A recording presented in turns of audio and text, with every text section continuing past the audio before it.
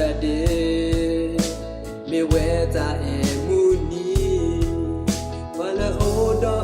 ta e to thita pa. Go sa pita ko weda, go le ba ta ko weda. Go hi ba lo sa ta hi peta e muni. Wala ta e to ta o ba u so you weda pela ta e muni o so to e ba ga ta pi o kha ta pi ba weda ta pho he tu weda peta e muni Gale weda do ta e to thita pa theta ga ba le je da le le mu o ko ta e do u le ye go e lo ta e mu ni wa le ye ka ta pi do o to we le ye go ga hi lo sa do po ta su po ta pa we da do ni ko mi lo yo me nya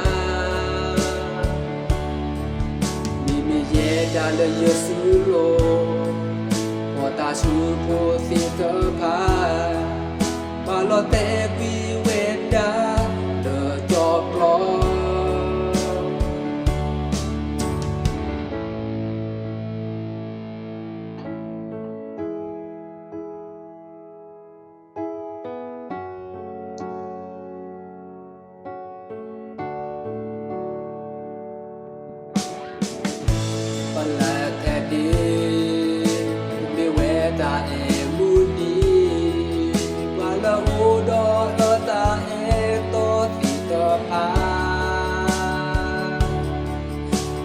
Pita kuweda, kole bata kuweda, kehiba lo sata he peta emudi, wala ta e to tehu,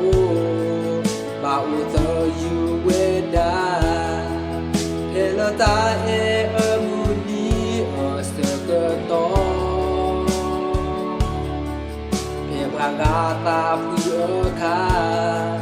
tetapi ba weda tata pho he tu weda peta e muni e ba ga le weda do ta e to si ta pha the ta ga ba le ye da le klem pho ko ta e to u le ye go e le ta e go mu ni wa le ye ka ta pi do to we le ye go e wa ga hi pu sa do po ta chu pu to pa we da do ni ko mi le ye me nya da le yesu lo po ta chu po si to pa lo te pi we da le jo plo ba le ta e to te ho ba u te you we da he lo ta e mu ni o se ko to Gata pi kha tetapi ba weda tata pho he tu weda peta e muni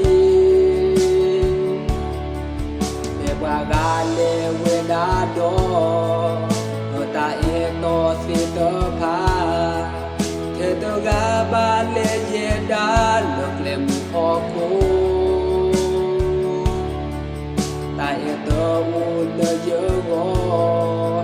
e le ta e o mu ni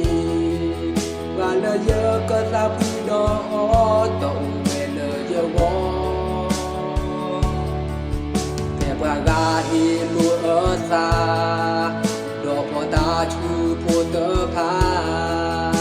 we da do ni ko mi lo yo me nya mi ye da lo yo su lo o ta chu po si tơ pa ma lo te quy we da lo cho plo pe wa ga hi lu ở xa lo po ta chu po tơ pa we da do ni ko mi lo yo me nya mi ye da lo yo su lo po ta chu po si tơ pa